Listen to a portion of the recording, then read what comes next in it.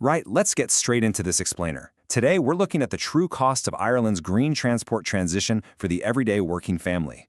Looking at the source report, it immediately flags a massive, systemic shift right across the country.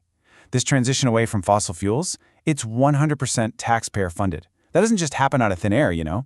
It needs serious financial backing. And where exactly is that coming from? Well, it's coming straight out of the hard-earned wages of families up and down the country. So, beyond the environmental goals, we're dealing with the stark economic reality of how our public money is gathered up and spent. So, Section 1, the cost of going green, carbon taxes and fuel. Let's break down how this funding actually works in practice. The report points the finger directly at increasing carbon taxes and the rising cost of petrol and diesel at the pumps.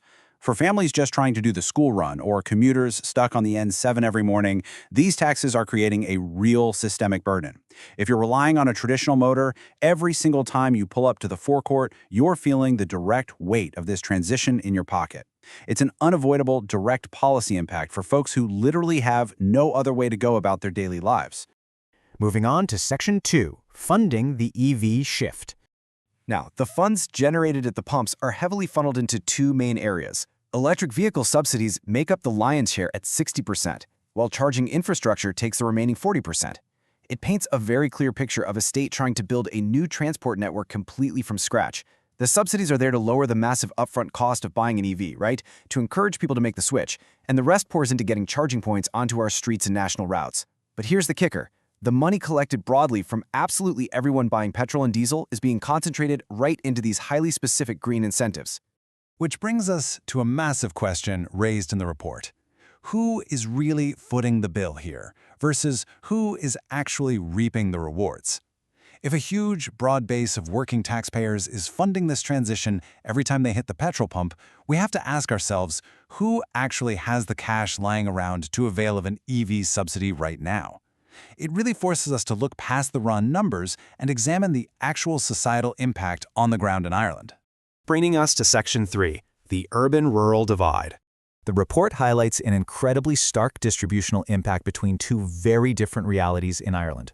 On one hand, you have the urban commuter. Maybe they're living in Dublin or Cork, they've got brilliant access to new EV infrastructure, and they're in a much better position to actually use those state subsidies.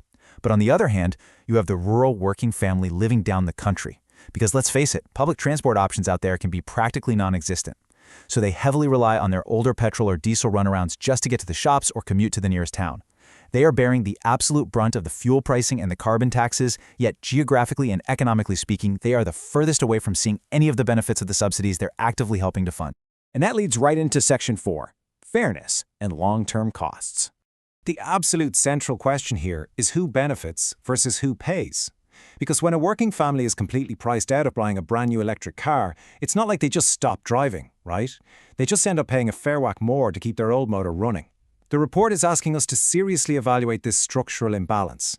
Is it a fair transitional model if the financial heavy lifting is being done by the folks who are the least equipped to actually make the pivot? The journey to a green transport system in Ireland, well, it simply isn't a flat, even road for everyone.